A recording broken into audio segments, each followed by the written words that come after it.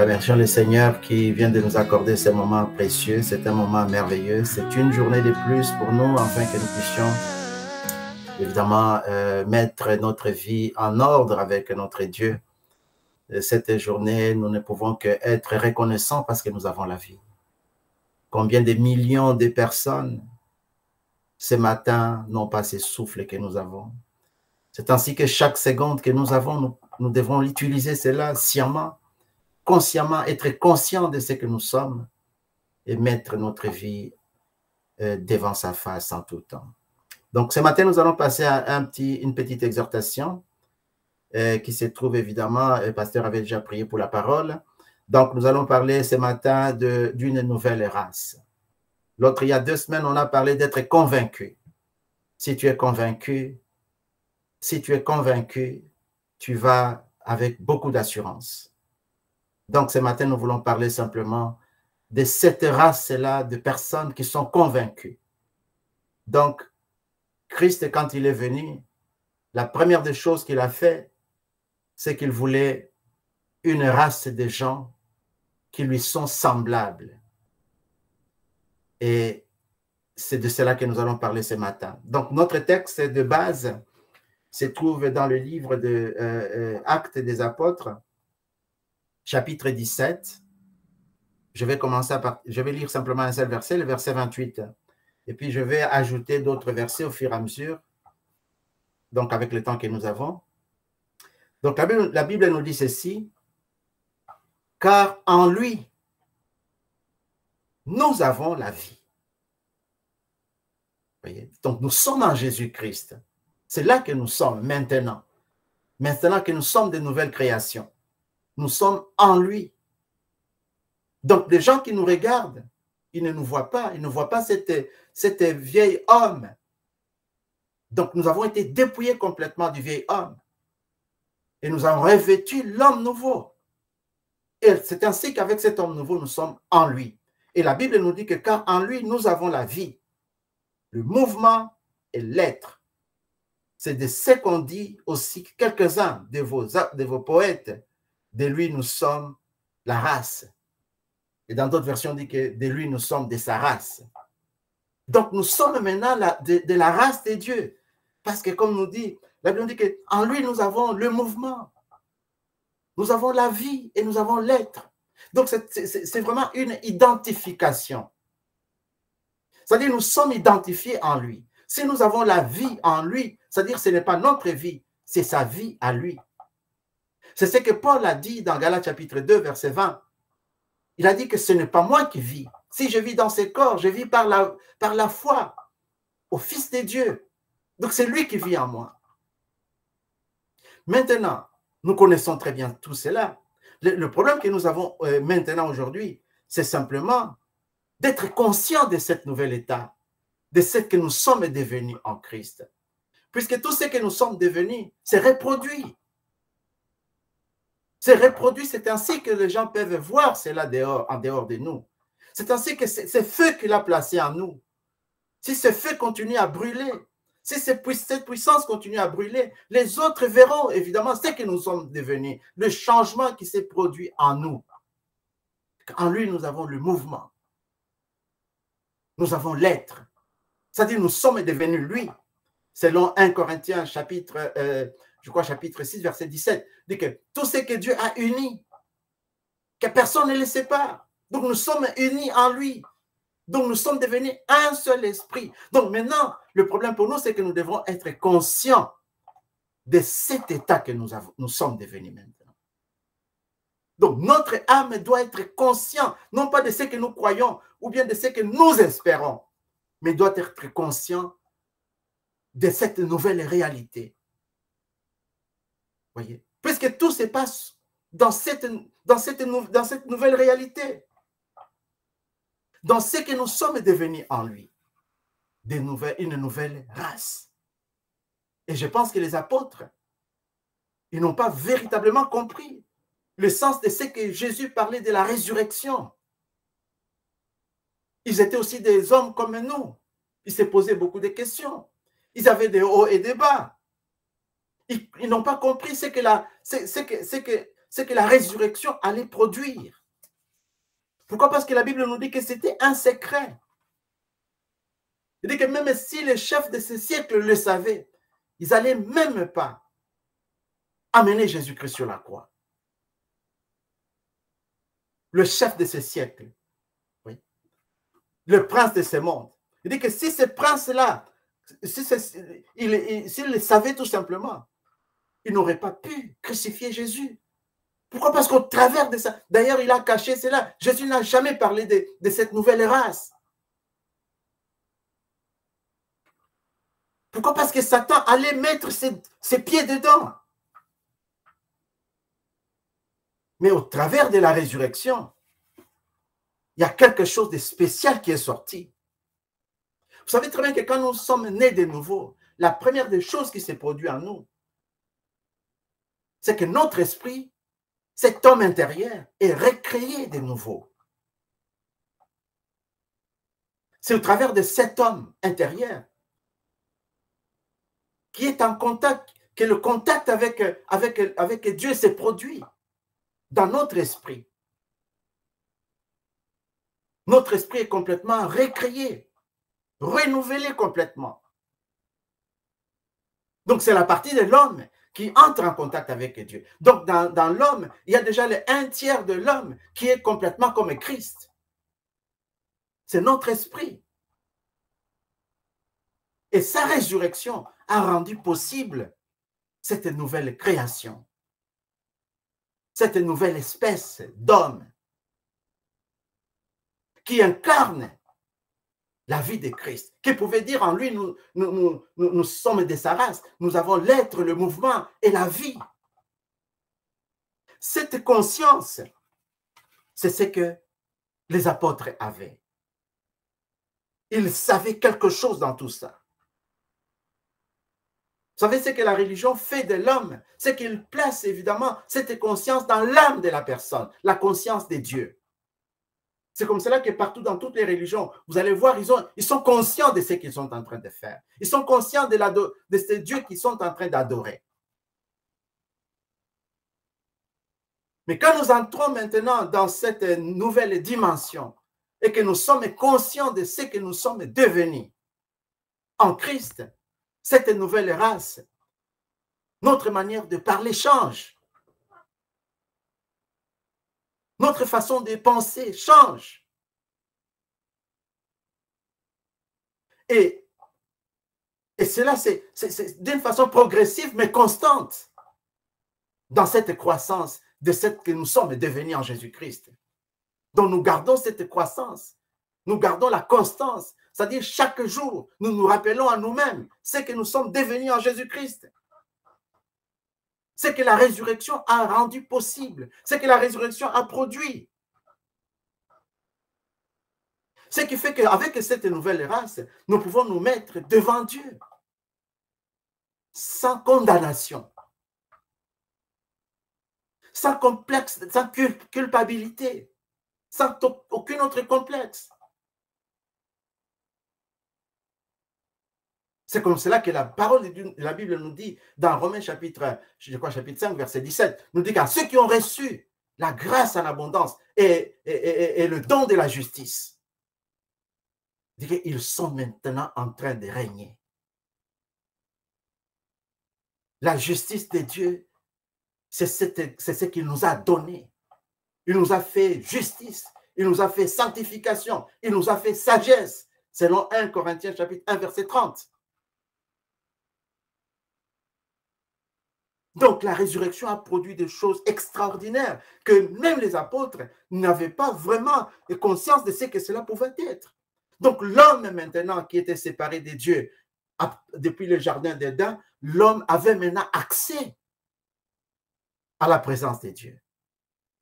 L'homme devrait marcher maintenant, pouvait marcher avec Dieu. L'homme pouvait parler avec Dieu. L'homme était devenu Dieu. C'est ça la nouvelle race. La nouvelle race, ce n'est pas la nouvelle naissance. La nouvelle race, c'est une espèce qui n'avait jamais existé. C'est une nouvelle espèce d'homme. Mais pour que nous puissions évidemment être conscients de cela, et que nous puissions marcher dans notre nouvelle dimension, nous devrons évidemment laisser que la parole de Dieu nous domine entièrement. Que la parole de Dieu domine notre esprit correctement. Donc c'est seulement dans la mesure où cette parole nous domine que nous devenons semblables à Christ. Et la première, donc l'endroit la plus merveilleuse où ça montre que nous sommes devenus comme Christ, c'est notre assurance. Nous avons maintenant l'assurance. Souvenez-vous dans Actes chapitre 3, quand donc les chrétiens étaient malmenés, donc ils avaient prié, dit que Dieu, regarde comment ces gens sont autour de nous, accorde-nous l'assurance d'annoncer, accorde-nous l'assurance d'annoncer cette parole sans crainte. Étends ta main pour qu'il se fasse des miracles, des prodiges et des choses merveilleuses. Ils n'avaient pas demandé la puissance parce qu'ils savaient qu'ils avaient reçu le Saint-Esprit. Et quand tu as le Saint-Esprit, tu es conscient que tu as le Saint-Esprit, tu as aussi la puissance. Ici, nous parlons de la transformation. Un chrétien, il est tout d'abord transformé. Son esprit est recréé. C'est une nouvelle race. Une nouvelle race d'hommes qui n'avait jamais existé auparavant et qui a accepté à ce que la parole de Dieu puisse le dominer, le contrôler, le guider. Et c'est possible. Cela n'est pas possible seulement si tu te connectes avec Dieu par semaine 2 fois ou 1 fois. Non. Nous devons nous connecter avec notre Dieu de la même façon que nous nous connectons avec l'Internet aujourd'hui. Regarde, à chaque seconde, il y a une application dans l'iPhone, tout ça, qui montre combien de fois tu as touché ton téléphone. Combien de fois tu t'es connecté. Si tu mets cette application-là, tu vas te rendre compte comment tu es en train de gaspiller ta vie. Comment tu gaspilles ton temps. C'est la chose la plus précieuse que Dieu nous a donnée. Il dit que rachetez le temps, car les jours sont mauvais. Mais cette application, tu verras quand tu arrives à la fin de la journée, où il y a une autre application qui est simplement là-bas, qui nous dit que voilà, cette semaine, tu as fait 7 heures sur ton iPhone. 7 heures sur l'iPhone. Comment j'ai fait pour faire 7 heures là-bas? Comment j'ai fait ça? Qu'est-ce que j'ai fait pour faire 7 heures? Donc, tu commences à être conscient de la façon dont tu es en train de gaspiller cette richesse que Dieu t'a donnée. La parole, c'est Christ révélé. Et qu'il faut que cette parole puisse habiter en vous dans sa richesse, dans toute sa richesse. Puisque vous êtes devenu une nouvelle création, une espèce nouvelle qui aime la parole. Et qui croit à la parole, et qui croit à ce que nous sommes devenus. Donc, puisque la parole est vivante, plus on s'est nourri de la parole, plus on devient cette parole.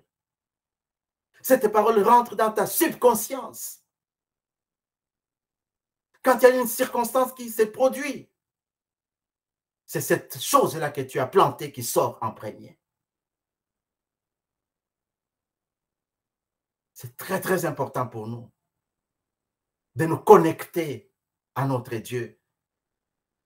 Le monde, Satan, il a simplement volé ce que nous devrons connaître, nous. Il nous a donné ces iPhones, pour que nous puissions nous connecter maintenant. On est connectés.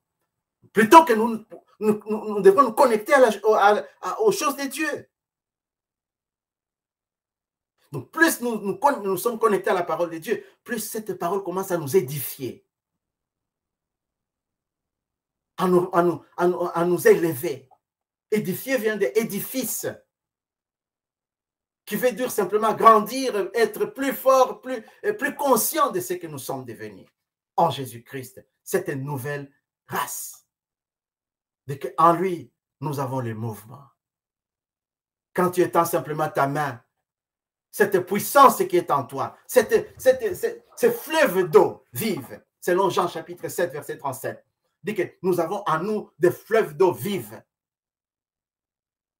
Donc, si tu étends simplement, puisqu'en lui, tu as les mouvements, si tu étends simplement ta main comme ça, l'eau vive qui est là de la guérison sort de toi et va guérir la personne qui est à côté de toi. L'eau vive de bénédiction, de la justice, de la puissance. Jean chapitre 6, verset 63 nous dit que la parole que je... Donc, la chair ne sert à rien, mais la parole que je vous dis est esprit et vie. Tout ce qui sortait de la bouche de Jésus, c'est étonnant quand tu regardes ça. C'était simplement l'esprit et vie.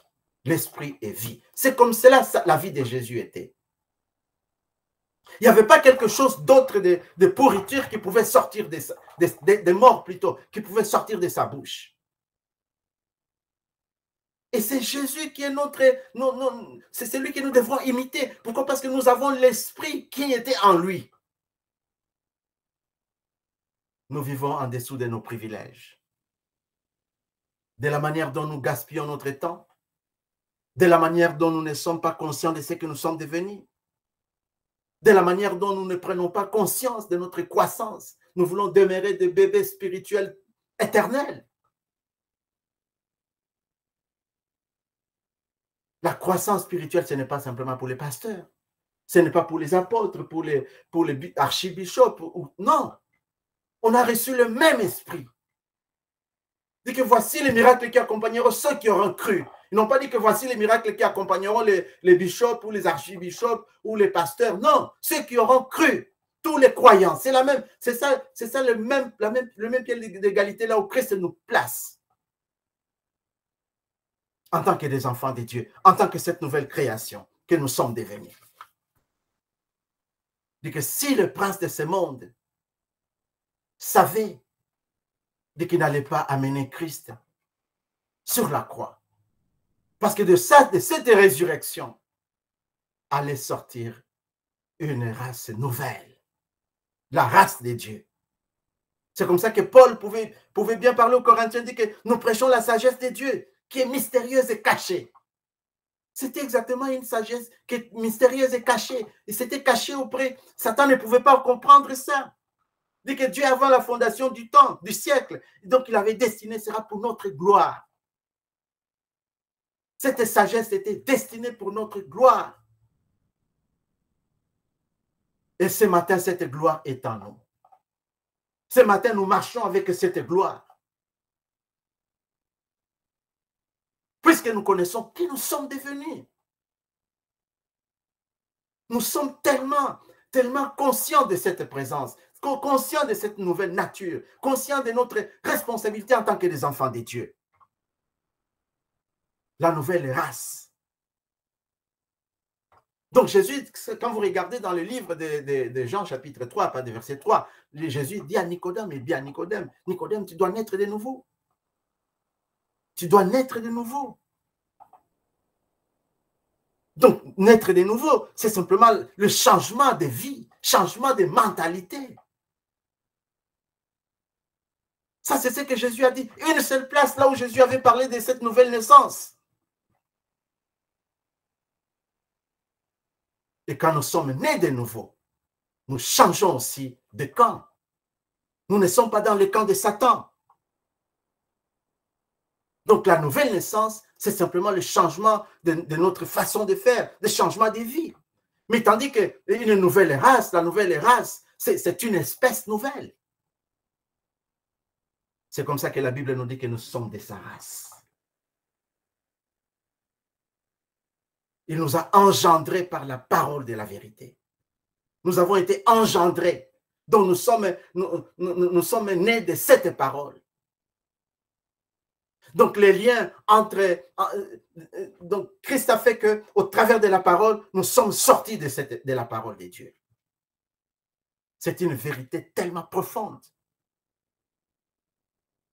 Une nouvelle espèce. Une nouvelle race d'hommes.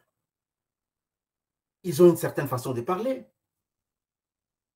Ils ne parlaient pas comme des religieux. Les religieux vont à l'église. La religion, c'est quoi? La religion, c'est juste une couverture. Tout le monde est dedans. Mais le salut, c'est la délivrance. Donc, quand nous connaissons ce que nous sommes devenus, nous avons la conscience de notre nouvelle nature. La première des choses qui s'est produite, c'est que nous changeons notre langage. Nous avons maintenant le langage du royaume. Puisque en lui, nous avons le mouvement, nous avons la vie et nous sommes cet être-là. Nous avons son être. Donc, cette responsabilité que Christ avait quand il était sur la terre, il a placé cela en nous.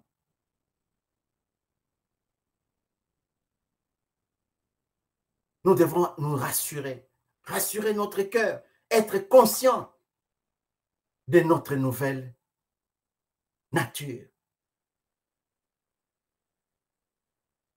Vous savez, quand on découvre une nouvelle espèce aujourd'hui, il est complètement différent de toutes les espèces qui sont déjà sur la Terre. Parce qu'ils continuent de découvrir. Je crois que l'autre semaine, ils avaient découvert une autre nouvelle espèce, je ne sais pas, de quelque chose comme ça. Parce que les découvertes continuent toujours. Mais nous sommes de sa race. Nous avons les ADN plutôt de Christ. Tout ce qui est en Christ, c'est en nous maintenant. Toutes ces informations, tout ce qu'on veut connaître de Christ, on peut les retrouver en nous. Mais la meilleure des choses que nous devons être conscients de cette nouvelle nature que nous avons. Nous pouvons lire dans le livre de Galates chapitre 6, verset 15. Galates 6, 15.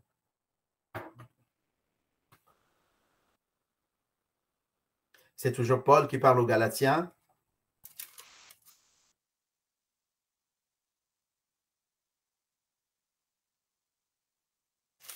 Ah. Bien.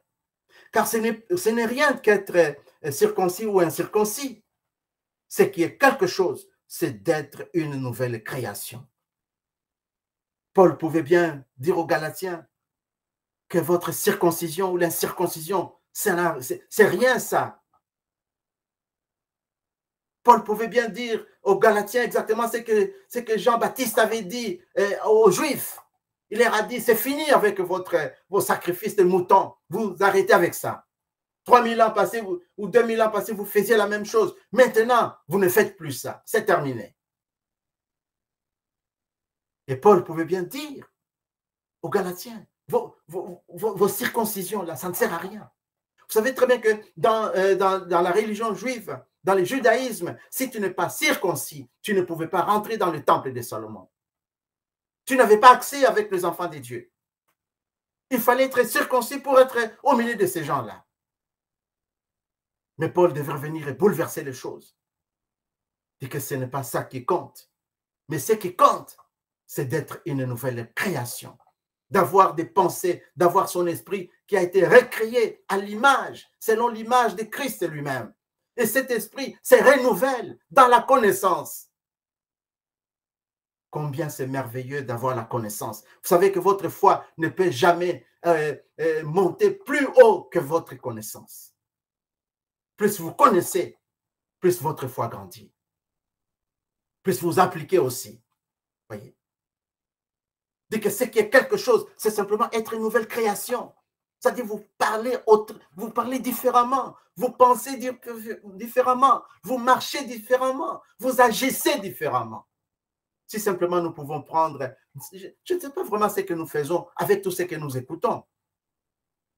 Puisque simplement, si nous ne faisons rien avec ce que nous entendons, de ce que nous écoutons, avec ce que nous apprenons, cela ne nous servira pas à grand-chose. Cela veut dire simplement que nous perdons notre temps. Être chrétien, c'est être conscient. Demande-toi, pourquoi je suis chrétien? Pourquoi je suis chrétien? Ça, c'est un premier niveau de conscience déjà. Tu prends la conscience de pourquoi tu es chrétien. Ou bien quelqu'un peut dire, je suis bon. Mais pourquoi tu es bon? Comment tu es bon?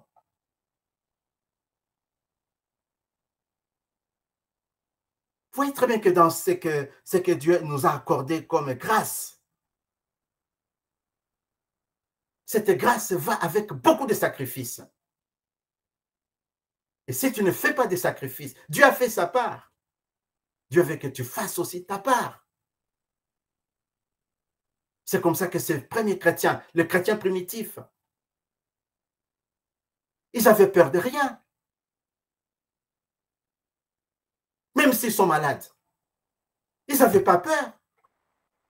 Ils savaient que la guérison était déjà à l'intérieur d'eux. Ils le savaient. Ils savaient que la guérison, c'était le pain des enfants de Dieu. Si tu mets ta main, puisque dans ta main, là, puisque en lui, vous avez le mouvement, l'être et la vie. C'est-à-dire la vie de Christ coule en toi. C'est-à-dire tout ce qui était en Christ, il est maintenant en toi. Tu mets simplement ta main au nom de Jésus. C'est le nom au travers duquel tout genou fléchit. Même les genoux de n'importe quelle maladie doivent fléchir. Si tu ne vois pas ça aujourd'hui, ne te décourage pas. Sarah a attendu 25 ans.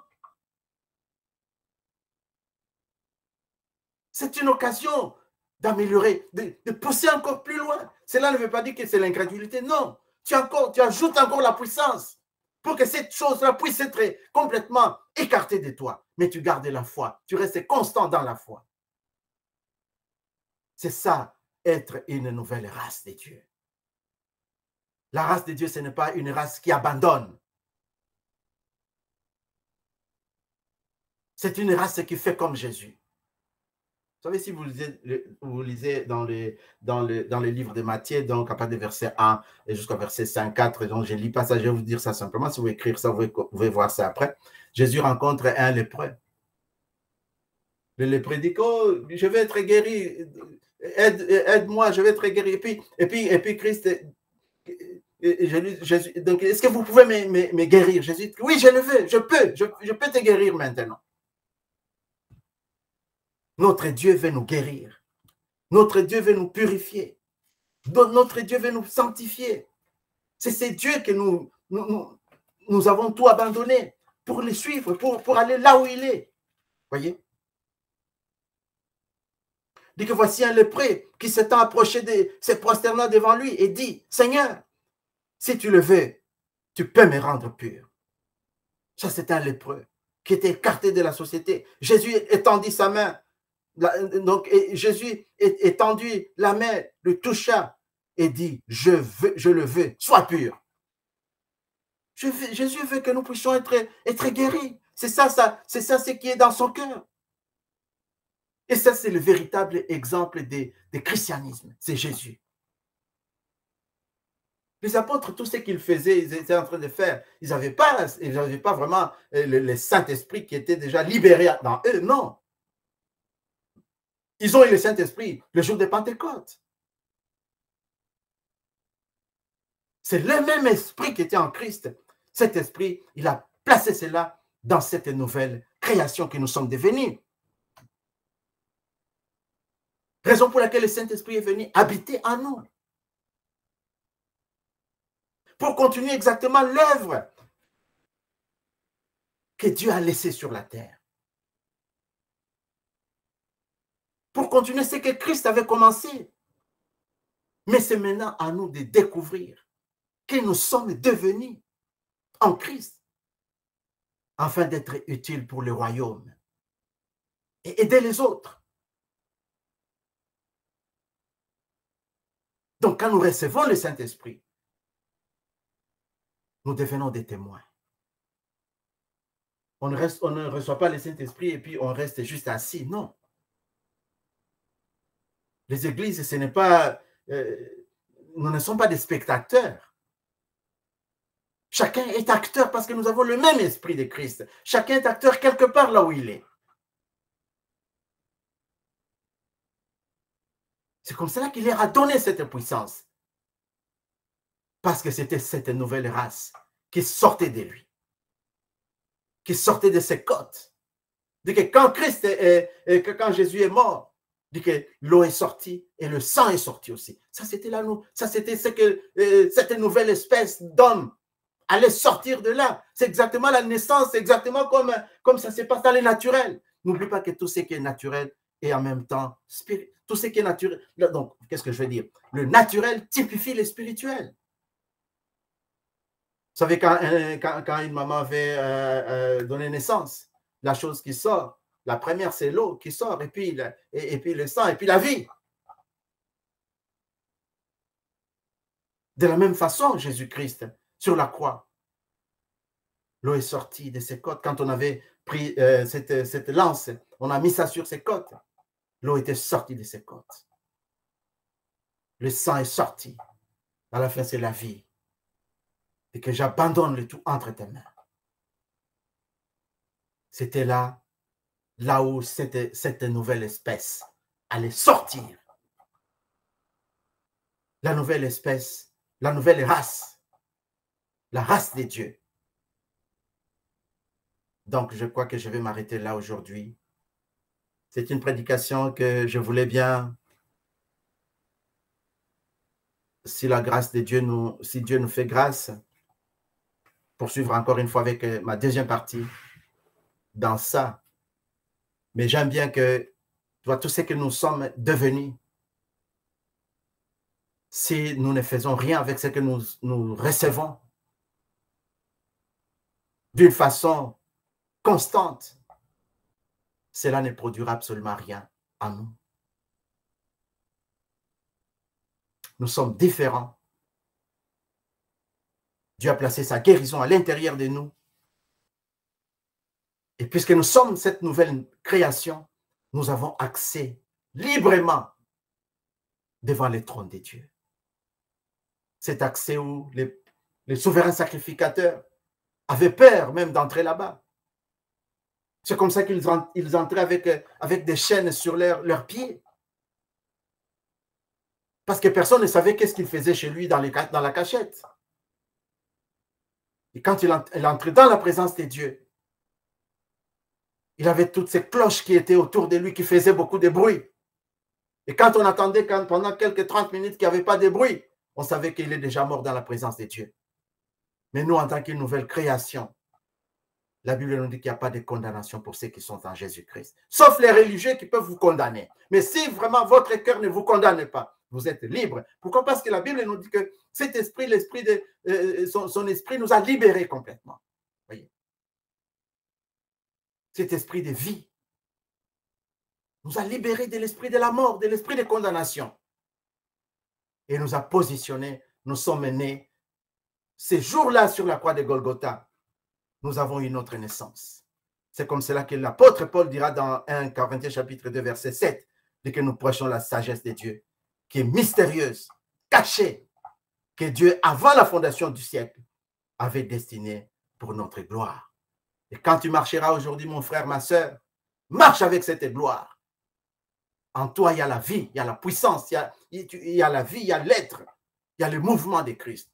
Sois Christ quelque part là où tu es. Sois Christ quand tu parles. Sois Christ quand tu marches. Parce que les gens veulent voir Christ. Mais il est dans toi. Manifeste-le. Que Dieu vous bénisse richement. Amen.